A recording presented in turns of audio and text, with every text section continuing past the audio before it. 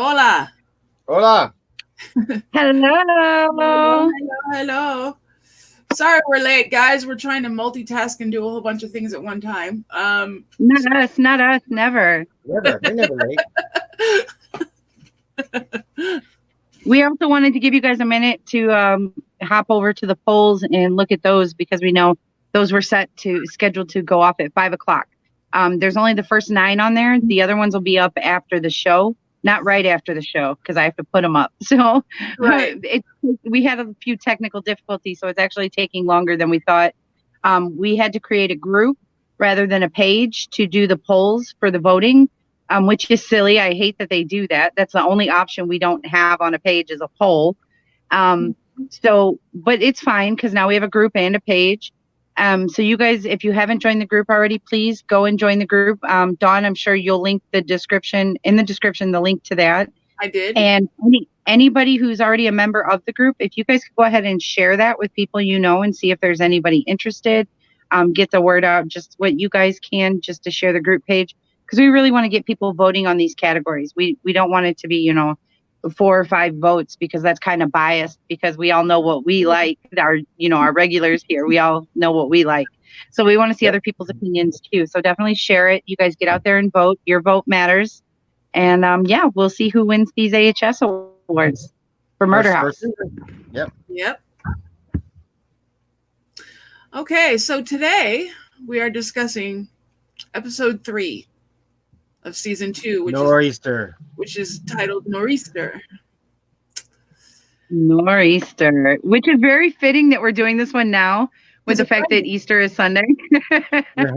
Tomorrow is Good Friday. Well, and for me right now, it's raining cats and dogs at my house right now. So, you know what's so funny is the sun is out now. It was out this morning, then it got cloudy for a while, and then it was snowing. I'm like, what the hell? Yep. All right, let's see who's here. Yeah. Big Red is here. Hey, B. I see Buffy's here. Hi, Buffy. Hi, Buffy. Who else do we got? Right now we got BRT. I think Buffy we got BRT and Buffy. I'm sure people will start filing in soon. So I'm pretty sure. Yeah. So, all right. So the whole episode starts with screaming, which actually screaming every time I watch it because what is the girl's name? The wife, what is her name? Teresa. I know her character name, but what is the actress's name? Do you remember? That's Jenna Dewan. Yeah. Well, in the episode, she was Jenna Dewan Tatum because she was still married, but now she's divorced, so she's just Jenna Dewan now. So yeah, she's got a serious set of lungs on her, I must say. No shit. You know what's funny is she just had a baby, and I wonder I feel bad for her husband in the delivery room. Oh my God. Oh, right. If her acting was anything like that, or her real life, oh my God. Yes. So basically, during this whole scene, we get to see her basically totally go off on this guy that's trying to torture her. One of the. We find out that they're copycats. Find out for the first time there's one of the people in the mask trying to scare her, and she basically stabs him to death. Well, this is the first time that we realized that there are copycats. Yeah. We didn't know that this was copycat. We thought that this was either the ghost of Bloodyface or Bloodyface was still alive, or we didn't know. Yeah, and they did. They kind of. You're right. They kind of made it seem like it was like the ghost of Bloodyface, or like maybe Bloodyface was like invincible and timeless. Yeah, this was hard when we know what. No, watching this just for the first time, this is the first reveal that these are actually doing. So now, when we're watching the episode, feel better, Debbie. Yeah, now we don't know anything about it. The serial killer. Now we just realize it's just these idiot kids who went too far, copying an old myth of an old serial killer. Right. Mm-hmm. And the fight that ensues to deal with that, because they kill one of them, and then they get out of the death chute, sort of, and they're sort of. They're trying to go to the car, and then all of a sudden they have one of them coming one direction and one of them coming the other direction towards them. She's trying to call the call 911 at the same time, and then she's like, "Oh no, seriously?" And then they shoot both of them. Wasn't her battery dead, or she didn't have signal or something? It was. She had signal, but she ended up dropping her phone. Oh, that's what it was. Yeah. She ended up dropping her phone, and one of the masked people had a gun, and they shot them. Shot them. So that was basically the end of them. Yep. And then they, of course, now their story's over. Darn. Yeah. Of course, they take their mask. That's all right. We saw the good stuff already. We saw nakedness, half nakedness. Yeah. Yep. They didn't mess around. Yes, and then they start bragging about how cool that was. Did you see how fast they dropped? It was like a sack of potatoes and stuff. Oh yeah. Well, that's these sick kids playing these games, and then they're like, "Oh God, we went too far." And then they're like, "Well, fuck it, let's go." And then there's another bloody face guy that comes out and goes toward. This is the third one now. And, no, technically it's the fourth. The fourth. Yeah, you're right. So we see him walking toward them, and then we get the opening credits, which creep me out every time. Yeah, I love those opening credits. I do. This season's opening credits have to be the creepiest that they've done in quite a while. Yeah. So I don't know. Roanoke was pretty close. Roanoke, it was a little bit different, but like theme wise, like what they use for imagery and like the sound of it was creepy. Mm-hmm. Regardless what your feelings are on Roanoke, the opening credits were good. Yeah. So that was all the. I don't remember Roanoke's opening credits. There was no opening credits for Roanoke. No, there wasn't any opening credits. No, that's right. There weren't. Yeah, the only thing that they had was a little show thing, the Roanoke thing, and then when they played the opening theme song, that was just a black screen. There was no opening credits for Roanoke. Yeah, I remember we all felt cheated at that. We're like, "Where's the opening credit?" Oh, that's right. You know what I'm thinking? Because that's right. You just got to see the tree thing. Yeah, and we're like, "Where's the opening credits?" The tree thing changed. You know what I'm thinking? I'm thinking like all the posters and stuff that they put out and everything. Mm-hmm. Which all had nothing to do with the show. Right. It was creepy though. It really was. You're like, what is going on? Yep.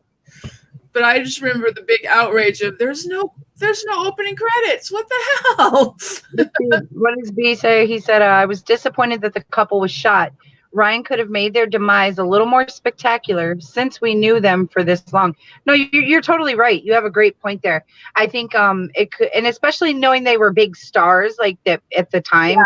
I mean, obviously not that they're not now. They are, if not bigger now, but people knew who they were then and everything. So it's kind of it's like a drawback to like the whole Drew Barrymore and Scream with Wes Craven. Yeah, the time of Hitchcock. Yeah, they were billed as regular cast members too. They weren't even billed as special guests. They're billed as regular cast. So it's pretty interesting that we have the opening credits. All right. First of all, we totally skipped who directed and wrote this one. Hold on. It was Salt. Jennifer Salt was the writer on this one. Yeah, and Michael Uppendahl was the director.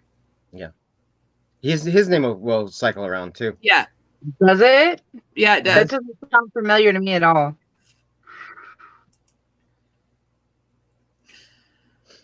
Okay. So yes, this whole thing is based around a storm that's coming. It's supposed to be a really big one. And they want to try and distract all the charges in the asylum, because otherwise they're going to go crazy because they don't handle rain and thunder and all that stuff. Right. Well, yeah, because as anybody who deals with someone with disabilities, they'll know people with disabilities, but especially mental disabilities. And when I say disabilities, I'm not including depression and things like that. Those are mental illnesses, but those I'm including those too, but not with that title. So the thing is like people who have mental issues, let's just say that, tend to get very easily upset by storms and weather changes but it's also not just the sound of it or the sight of it. It's because of the magnetic energy field that's in the air and everything, because of the change of weather pattern and things like that too. Yeah, and they say just the like same thing about animals tend to get really upset right before a storm and things like that. Mm-hmm. Yeah, they say Same the same thing. concept. Yeah, there's some signs about sundowners as well. The same thing, that they're looking at atmospheric pressure and stuff when the sun comes and goes. Why that happens with sundowners. Yeah, and just like there's with the moon cycles and the tide changes and how it actually changes people's mental state and things like that. I mean, that's all true, So the world around us affects us, which more than we think, and I think we're finally starting to maybe kind of figure that out. Mm-hmm. So then the next scene we have Sister Mary Eunice walking into Sister Jude's with the lipstick, with the office into the office with it started with her bringing in the mail with the newspaper. Yeah, with the little girl on the story. And then she freaked out when she saw that. She's like, "Where did this come from?" And Mary Eunice is like, "The mailman." Mm-hmm. And so it was really cool about what little Satan Eunice is doing here, is because if Jude had been in her right capacity, just clear-headed and regular, administrative Jude, she would have instantly caught on to Eunice's behavior change, because it was significantly different. I mean, it was really cold. It was really sneaky and sinister almost. There's a real evil kind of sinister feel to it. But the demon or whatever instantly distracted Jude and instantly got Jude off her rocker with the number one thing that would really, really screw her up mentally. So Jude wasn't focused now. And so whatever behavior that Sister Eunice was doing went completely unnoticed. Because she freaked out over the newspaper, and she's like, "The mailman, it came in the mail." And I was like, okay. So she starts that whole thing. So that starts her starting to freak out a little bit, obviously. So she leaves, and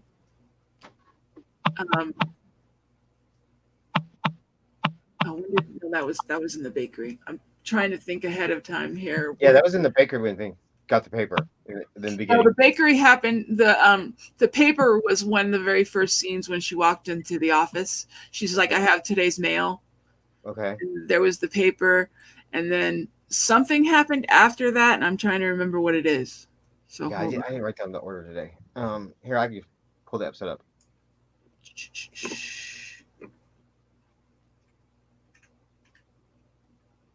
Oh, okay. Then it goes directly to the bakery. So I was right. Yes. Because the next scene you have Sister Jude in the bakery, like kneading bread dough, because supposedly that's supposed to be like relaxing and whatnot. So she's trying to distract herself. Yeah. From everything that she's feeling, because she's starting to get flashbacks of what happened. Why is all this? Yeah, we have seen the little girl getting hit, and all of a sudden you see Dr. Thredson walk into the bakery and talk to her about about all the things that he has seen, and that she needs to think about changing the way that things are being done around here, because there are easier ways to deal with it instead of torturing people. Correct. And then he basically he says, because I was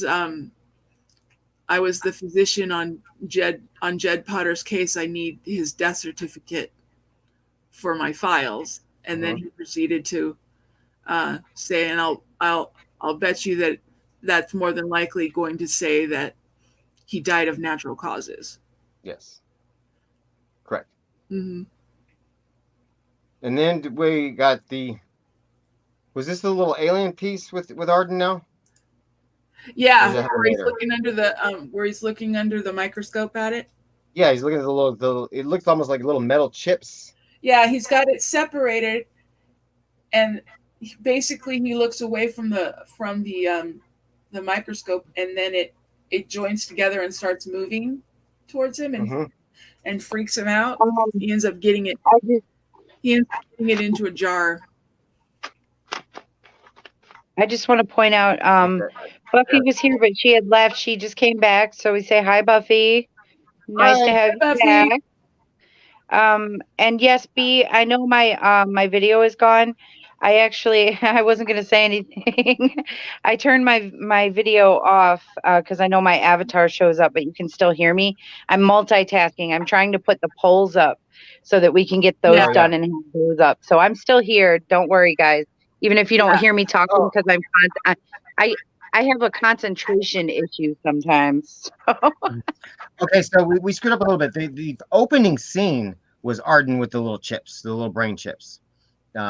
So he was looking at that right after the credits, and then we got dude in the bakery with dealing with Thredson and remembering the girl getting hit. So it wasn't with Eunice, and then we got now I got it pulled up, and then so this heard Thredson talk about the whole death certificate thing, blah blah blah blah blah, and then we see Mary Eunice for the first time. She comes in the bakery at this point, and gives the paper. Mm-hmm. And then we're in the day room. What is she doing in the day room? I forget. The day room. Oh, they're just going to the office, I believe. No, she goes to the office and then the day room after that. Yeah. She's gonna get. She's gonna basically. Oh, she announces the movie. About the movie, yeah. Yes, correct. And then we go to, and this is where we really see Eunice, not necessarily evil Eunice or good Eunice. We start seeing administrative control Eunice. It starts starting to take control of Briarcliff. It's starting to be the new dude. Yes. And then we get the Catholic woman, the Hispanic Catholic woman, the Spanish Catholic, and she's the one that's just like she sees Satan in Eunice. And she's like, she's just she's huh? She doesn't actually she's have credited a name. as only being titled as the Mexican. The Mexican. Yeah, she's just titled the Mexican. This is a little racist. I know, right?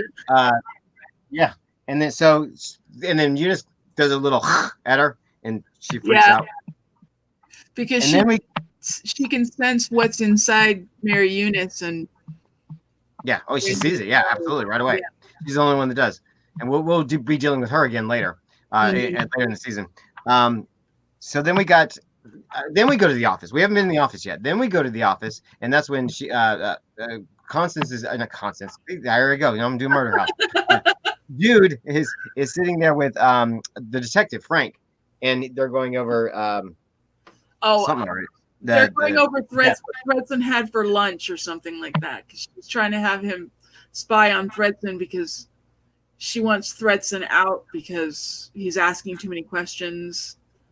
Correct. And then Eunice comes in with the paper. That's where we finally get the paper reveal. Where we get the paper and the communion wine. Mm-hmm. Yeah, this is the wine and the lipstick, and so she says somebody's been tapping into the wine at communion, and she's like, "Why don't you try it?" So there's another. She's like, "I can't do it." She goes, and then this is where Eunice goes, "Oh, well, that's because you gave up all of your what you call it? You gave up all your worldly goods or worldly joys, and well, I'll try it." So then she takes the wine, she starts like downing it, and Jude's like, "What are you doing?" And so she put that glass down. So she puts the glass down, and then she notices the lipstick, and she's like, "What is on your face? What are you wearing? We don't wear makeup. We don't wear lipstick." She just starts wiping it off, and she's like, "It's Ravish Me Red. Dr. Arden says it's your favorite color. You know why Dr. Arden knows or something." I'm sorry, but I had to try it first. I hope you don't mind. Yeah. So now Eunice is telling Jude that she's got info from Arden about Jude's secret life, Jude's undergarments and the whole Ravish Me Red thing, the whole lipstick thing. So because she knows because she's Satan, not because she knows what Arden has told her something, but Jude is now thinking, "Oh God, these two are in cahoots. These two are talking about me, and Arden knows more about me than I thought he did." So this starts all the doubt in Jude's head and starts her to freak out. So now not only was she freaking out that this picture in the newspaper appeared from the girl that she thought she killed years ago, now she's like, people that she worked with, who she doesn't like, who she's been at war with, are now in cahoots and talking about her. So Yep. she's all starts to unravel really, really, really quickly right here. Mm-hmm. And then we go to Arden and Kit. And they're in, Kit's still strapped to this chair. And this is when Arden is showing Kit the little things from his head. And he's like, do you recognize these? What is this? And Kit's like, why did they recognize you? Yeah. So I forget what was resolved here, but he sticks that big old neck thing in his neck. Well, he cuts him with a scalpel without putting him under. Yeah. Again. Because he's trying to see if there's any more of those creatures in his body. Let me see. He says something here. I'm going to see what he says. So he sticks the needle in his neck. And he's trying to figure out what it is. And moving on. What did you say?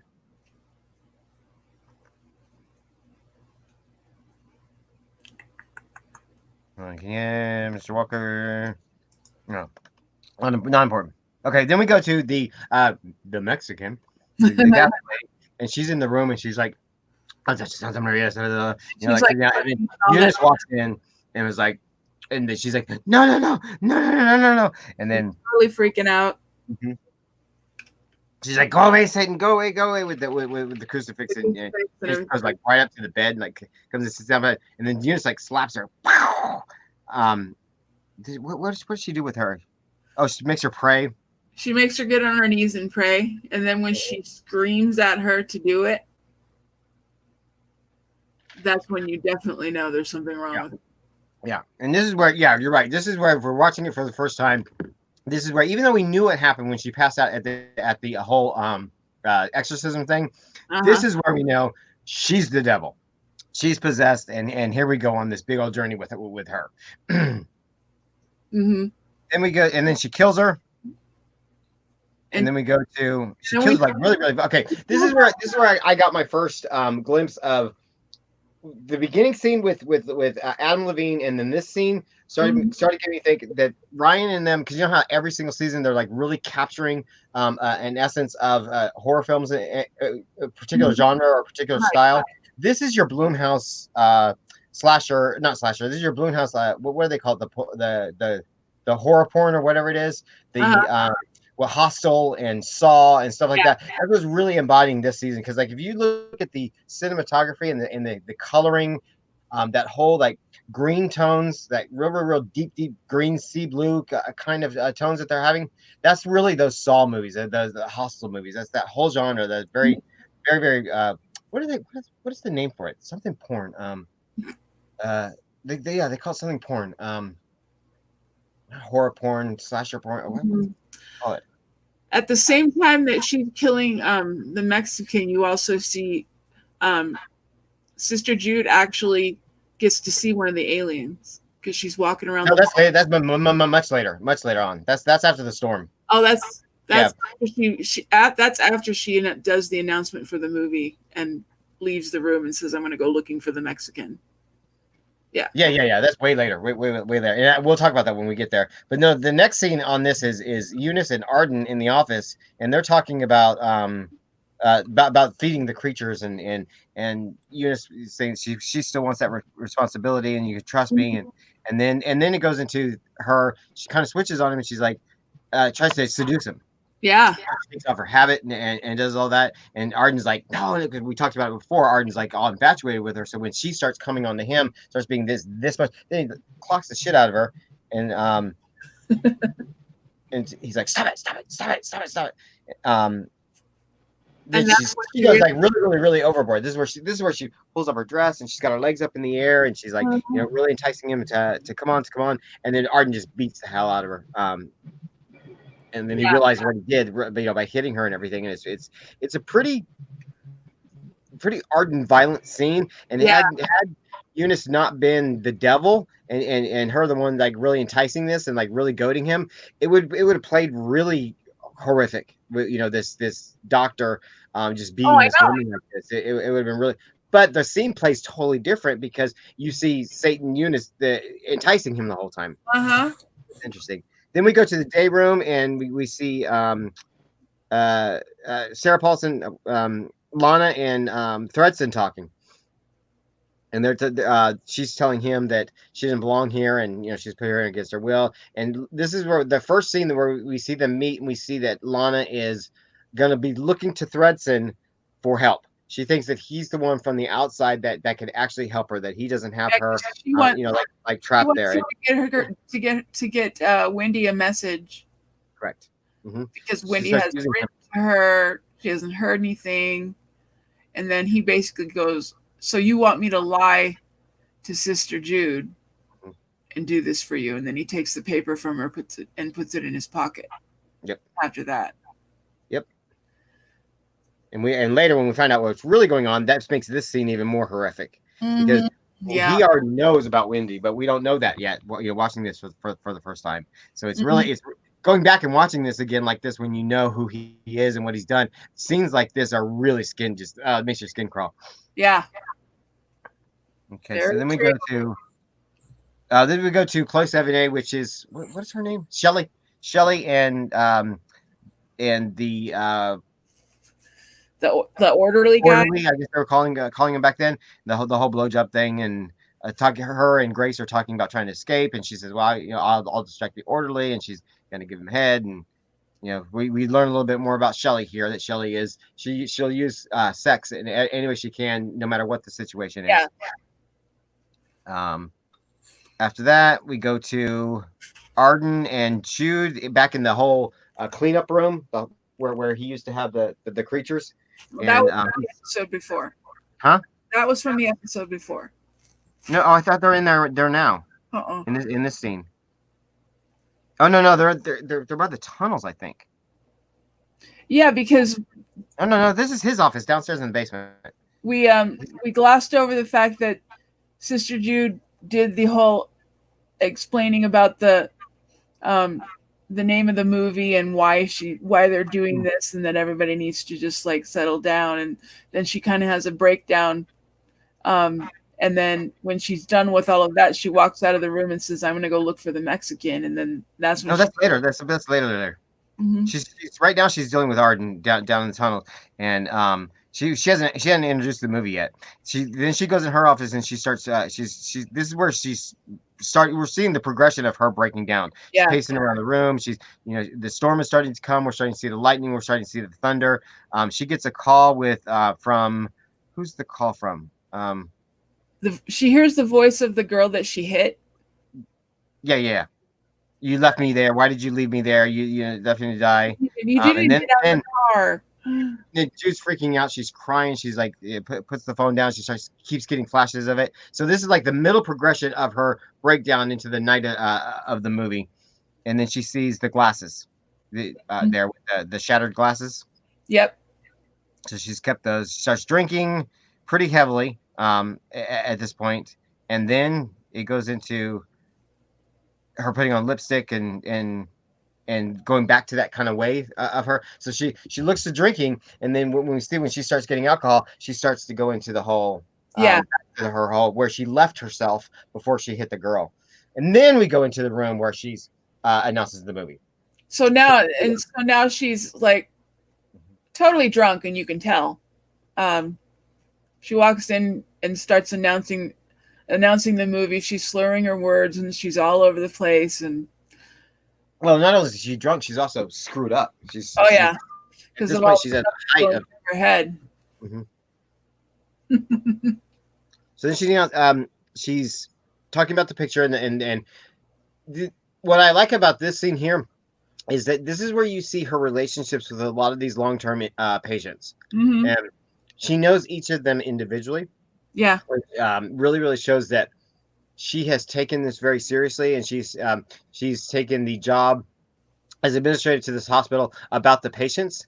And I think that shows a lot about Jude's character, because when she hit that girl, she had left a life behind that's completely, totally opposite from this.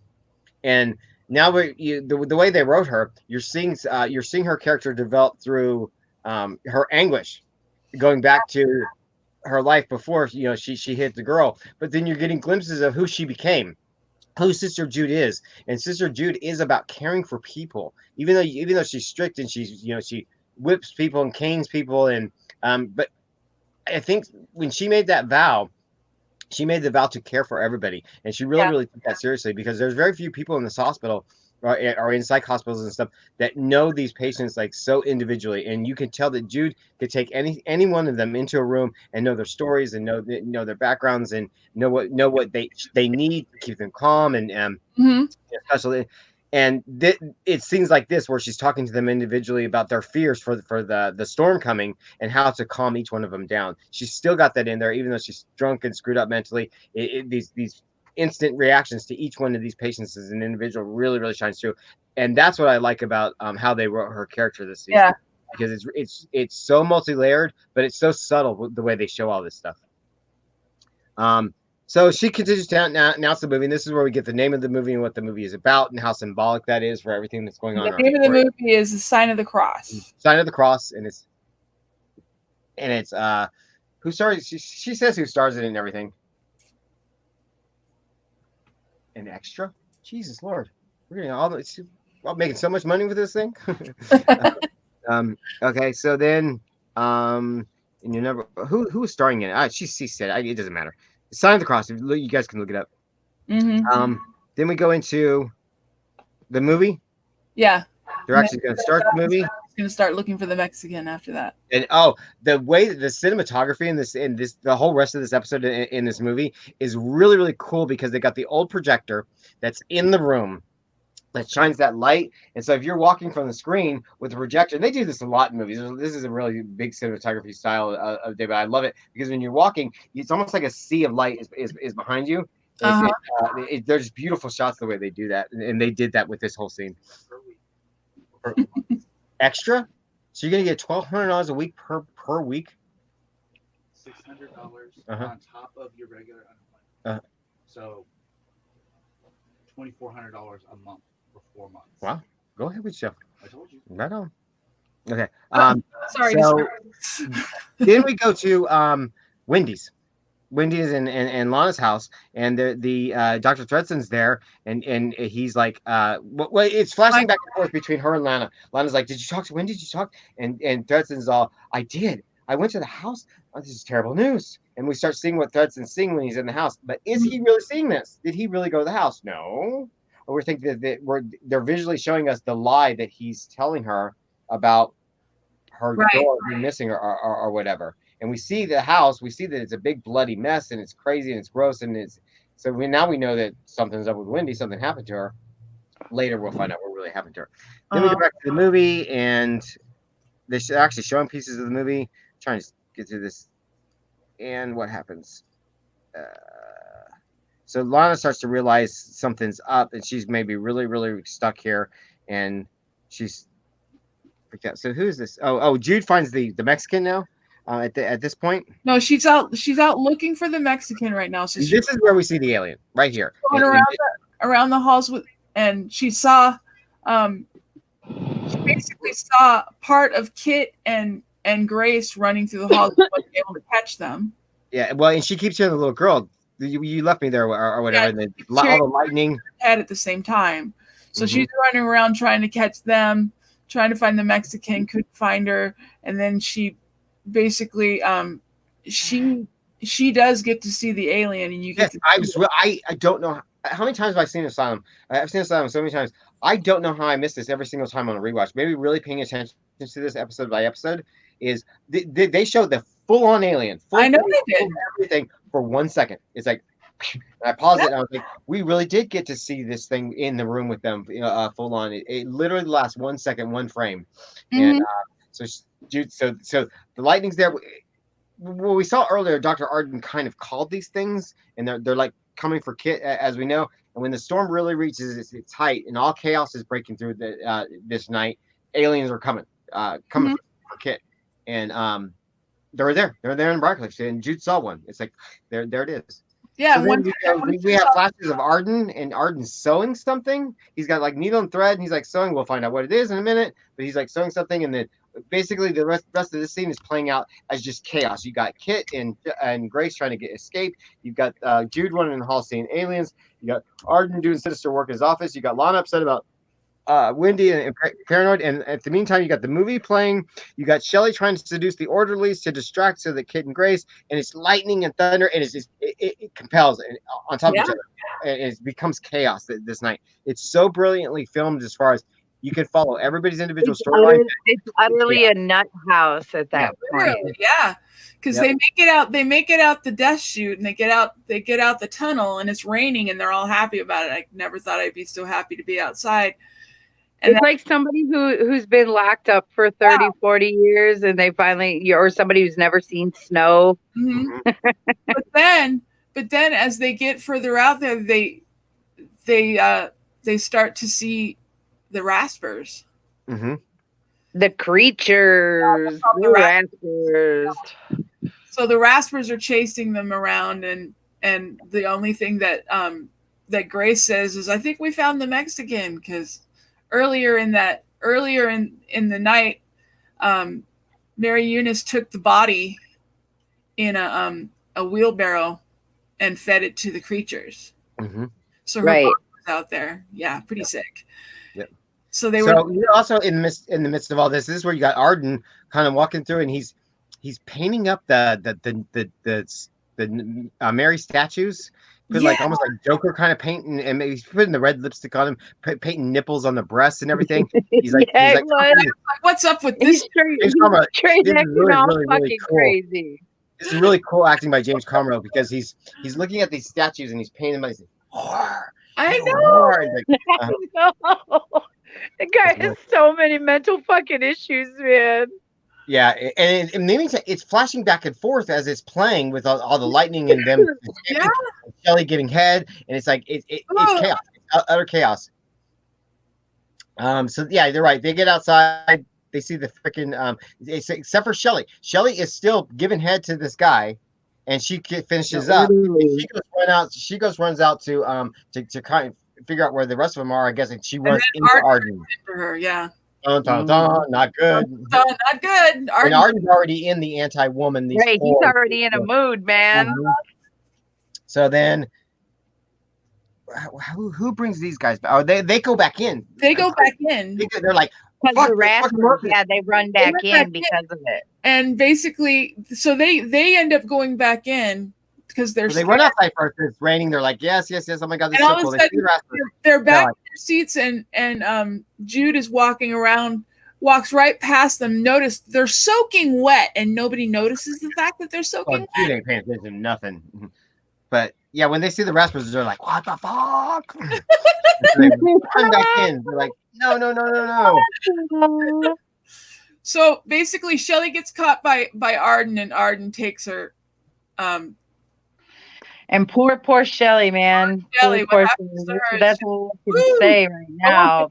Poor Shelley. Well, very interesting. Before we get there, she points out she was punished because she liked sex.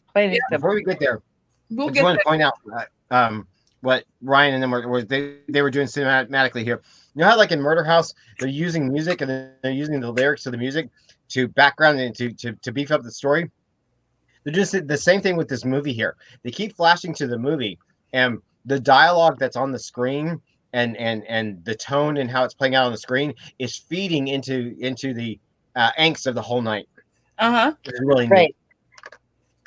Well, hence the whole reason the movie was picked by Mary Eunice. Yep. And Mary Eunice is sitting there. It's funny because Mary Eunice is sitting in the audience. She's watching the movie. You know, they're talking about the fact that the three people that are missing are the Mexican, the Pinhead, and Shelley. Yeah. Okay. The other three that actually got out and came back in, they're back sitting in their chairs. They're soaking wet and nobody can help. Yeah. Then we go to Arden and Shelley. And this is bad because now Arden is taking out all of his angst all his anger from Eunice onto Shelley. and he's beating Shelley, and he's Shelley's he's Oh like, you man, want he it, was you want it. And that's when he's like ruthless. to He rape was her. ruthless on Shelly, man. Yeah, beating her and raping her. This is where we find out Arden's big secret. Well, he wasn't raping her; he was trying to. This is what we're getting to. Couldn't fit because it was so small. And so Shelly was like, "Oh my god, are you kidding me? You're a real bad man." And then you're like 7 feet tall. I was expecting, And you could tell that this really bothers him. This is a big part of his whole personality. Yeah. And he can't overcome that. And He takes away his manhood. He right then and there, it's like, bam. Yeah, and it's. And then we get that's them. The guys are still outside at this point when he's beating Shelly. They're still outside. They haven't come back in yet. Yeah, they haven't run back in yet. Flashes to them outside in the rain. You see the Raspers. You actually see them. Yeah. There's a whole bunch of them. They're out there, which I really thought the Raspers was really stupid in this season. It's like, anyways, that's a little side thing that it really didn't have anything to do with the story. So they run back in. They're like, "What the fuck? Let's go! They run back in, and then we're back inside. They take their seats in the movie, and Eunice catches them first, and she's they don't. She's with Jude. She's like, "Jude, what's the matter with you? What?" Because Jude's all passed out somewhere, and she's like, "Well, yeah, because too much. Now she's like tired. She slept, and he's like, I can't." Right. She's all wasted. And Eunice tells her 3 people got out. Did you know that?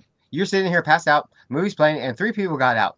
Good, you're really in charge, aren't you? And then Jude's like, "Oh shit!" So she gets herself together. She's like, "How did 3 people get out of here?" She's all back in. She instantly goes back into administrative Jude, and she's got to clean all this mess up. She ends the movie. She's like, "Everything's over. The night is over. You guys have fucked it all up. We're done." People got out, and then she sees them wet. She sees the 3 of them wet, and she's like, "All right, I got it." And this is where whoever was talking about her hair out of the habit, that she's not as composed. At this point, she's not taking care of herself visually. She's got the hair's all falling out of the habit and everything. Yeah. And then we go to Shelly, and here we go with a shocking ending cliffhanger reveal. There's a lot of cliffhangers in this season. Yeah. Arden looking over her, she's very dizzy. You can tell that something's amiss. We thought she was just raped. They pull back the cover. And then it pans down. Cut off her legs, sewed her legs back up, and then the episode ends. Ooh. Bum, bum, bum, bum. Arden is a piece of work. The next episode, that's going to be good. I like Shelly's reveal. Well, the next episode is little Jenny. The school reveal later.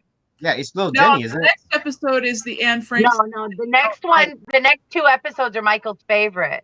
See, and it's 2 episodes worth of this shit. 2. Well, you get a break in between because we're doing 1 episode on Friday. We'll do another one on Monday. This is stretching out even longer. God. Well, it's not the whole thing. I mean, at least there's other stuff going on. But bringing that message, we'll talk about it when we get there. I will rewatch it with a completely blank open mind. But somebody okay. Wait. BRT said you're 6 feet tall. I thought you'd be hung like. Yeah. Hung like a horse. That's what Shelly said to him. Yeah. It's funny. But no, I will watch the episode tomorrow. We don't have people who weren't checking the comments today. I can't see them. For some reason, they're not coming up on my end. No, I can see them. Okay. But when I watch the episode tomorrow, I'll watch it with an open mind.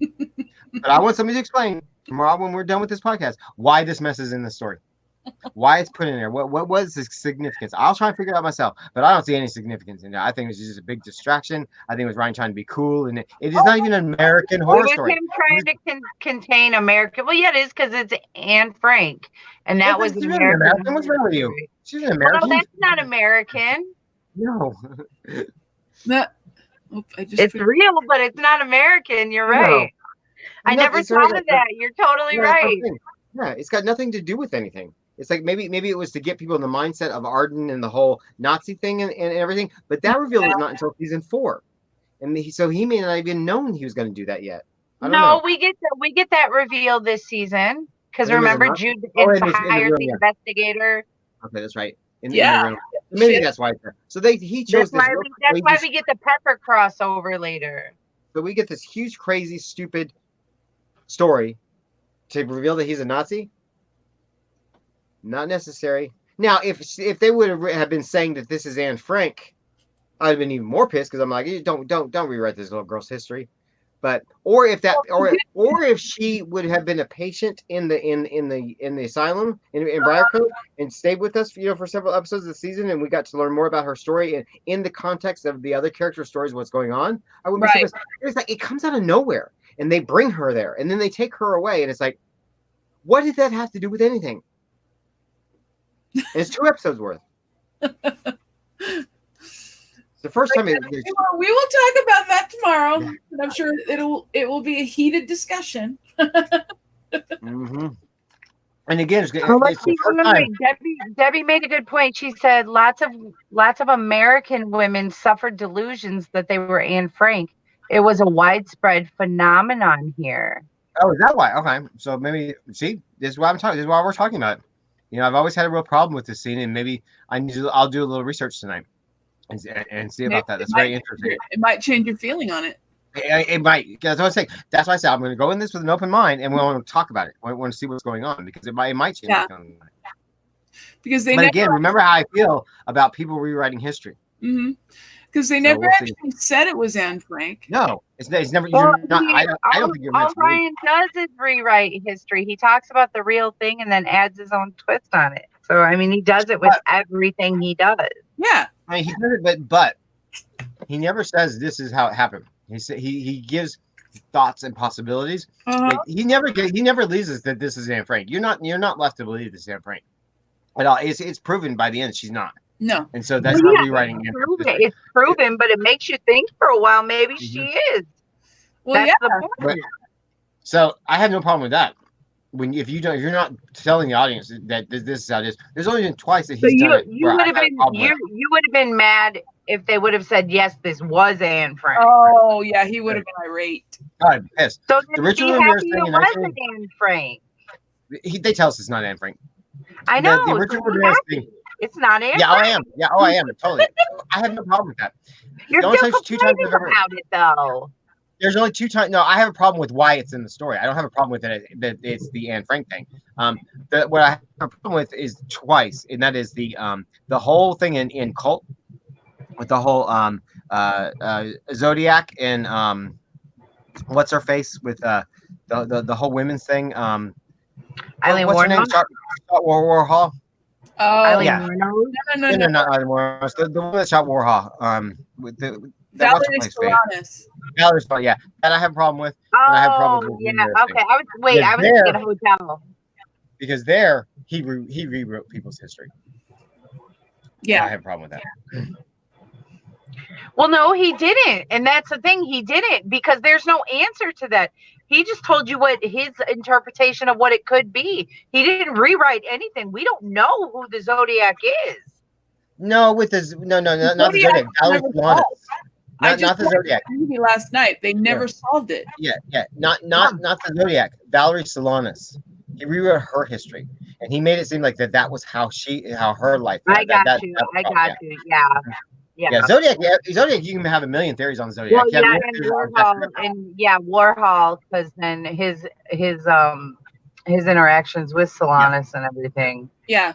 Yeah, those are real people. Didn't she really? No, she really shot him in real life. Yeah.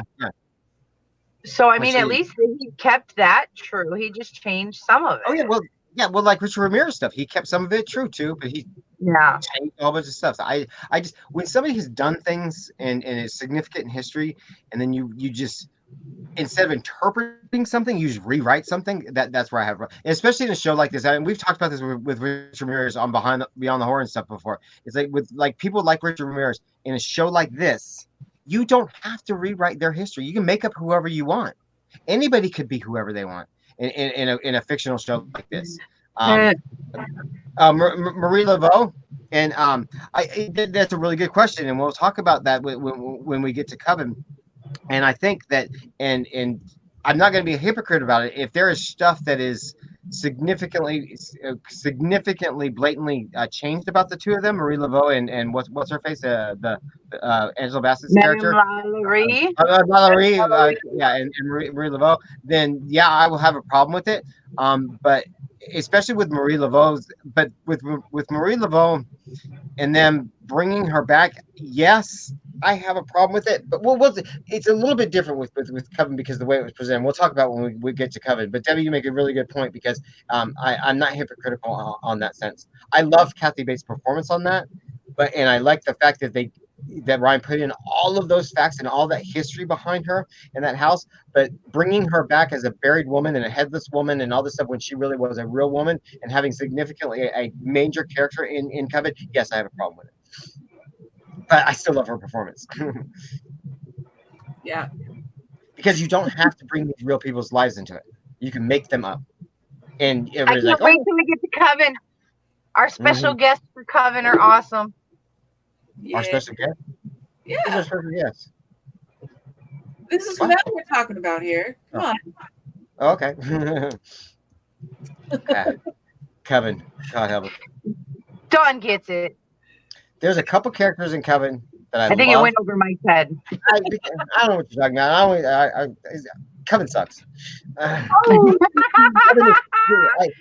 us how you really feel. How you really feel, Michael. Okay, so the problem that I have with Coven is it's so overrated, and Coven is the fans, is the kind of halfway fans. That's the little latchkey point. They're like, ooh, Coven, I'm going to be a fan. I'm going to be a fangirl. I'm going to be a fanboy with Coven. And then you talk to them about it, and they don't know anything about it. It's like, we'll talk about it. Well, I'm going to have a lot to say about Coven. Because I think there's a lot of problems with that season, and it just gets so overlooked. Like Coven's Ryan Murphy's biggest masterpiece, and we're in this apocalypse mess because of the fan thing about Coven. There's no reason. Did you see what Debbie said, John? What's say? And,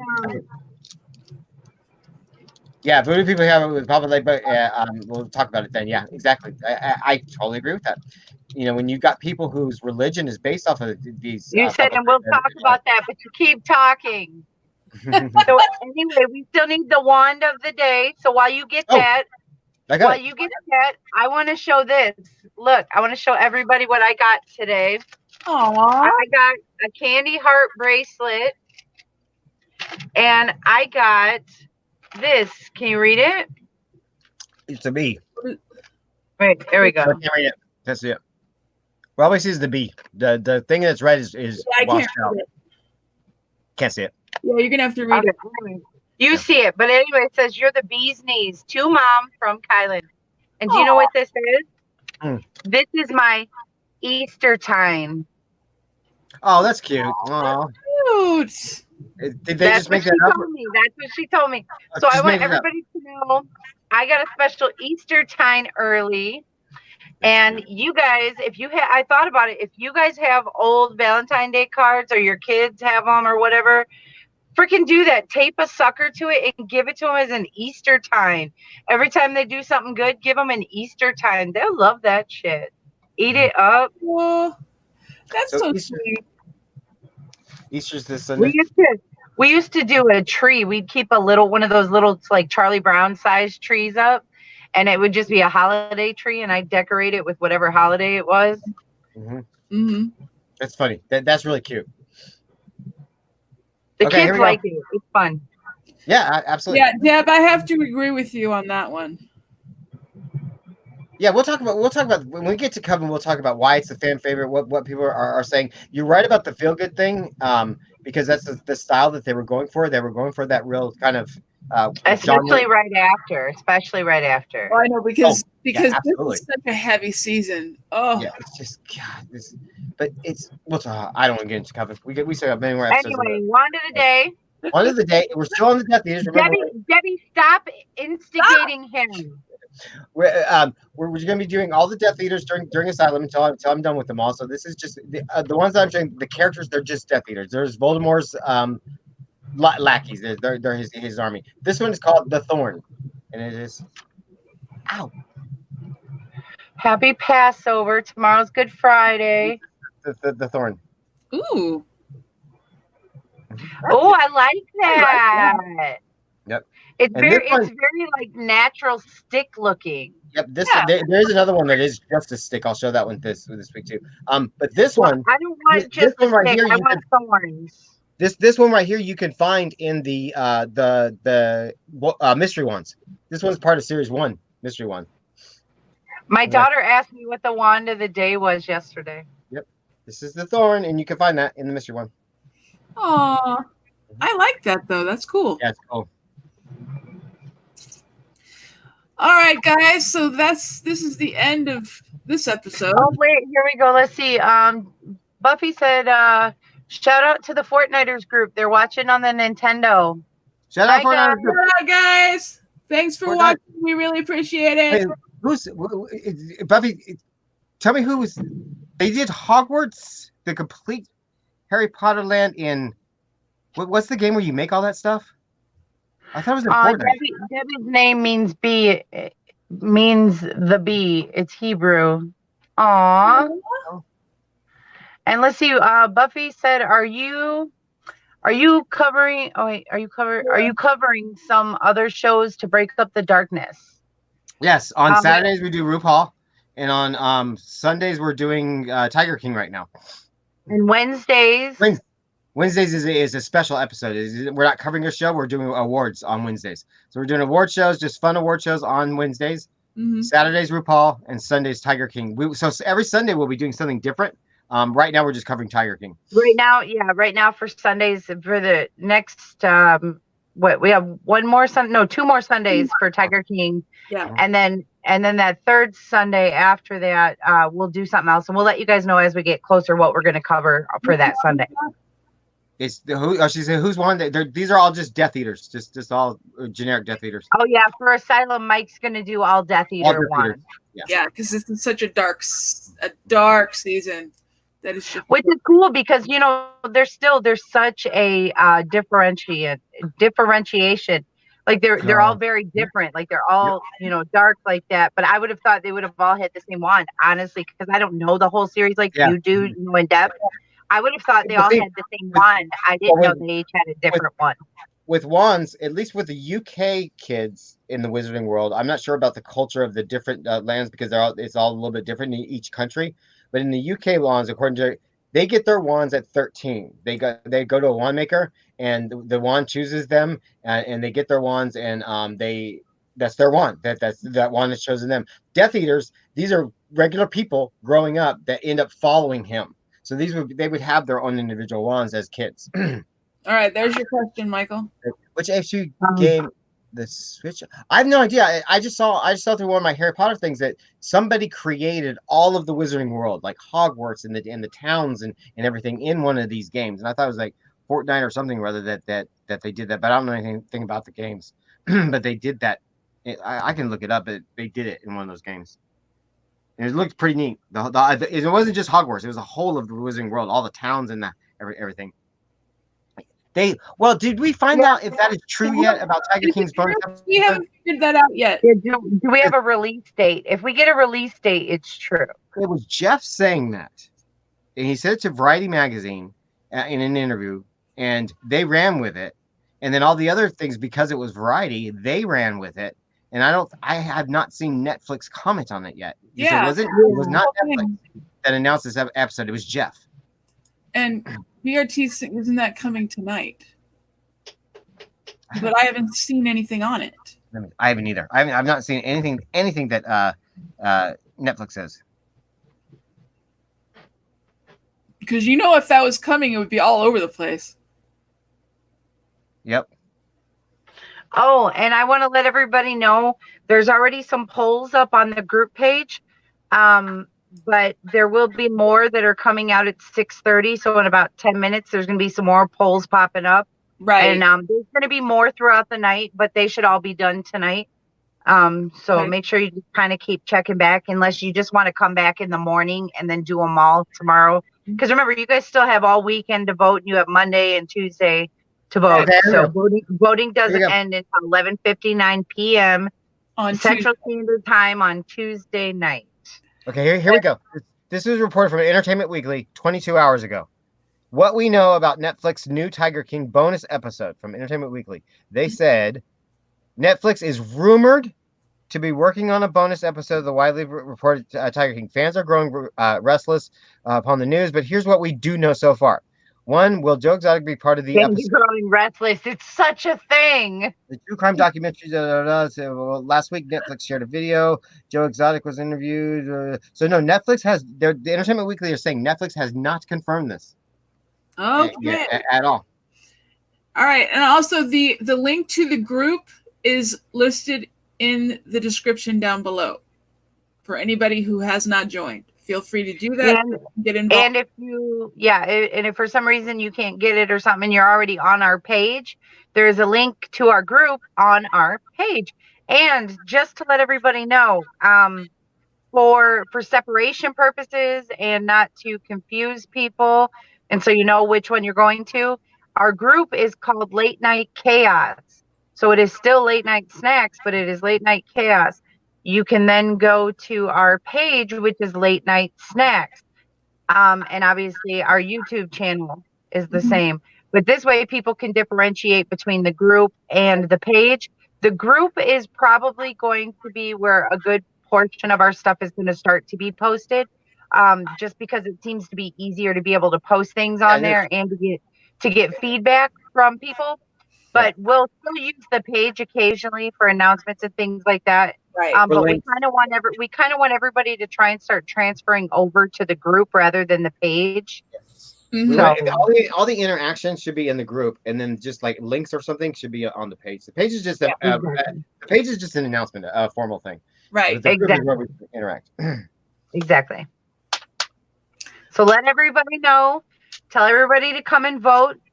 Because again, your vote matters. We want to know who's going to win these awards, and you guys influence how often we do this and how successful it's going to be. So let us know, because we put a lot of hard work into all the steps into making this happen. As silly as it sounds and as simple as it sounds, there is a lot of steps, a lot of work. Yeah. So we just really want you guys to, all we ask is that you guys get involved and just tell us what you think. All it is a mouse click away, guys, and you're all sitting at home anyway. Let's have fun. All right, everybody have a great rest of your day, and we will see you guys back here tomorrow. And we're out. Everybody, bye. No, we're not.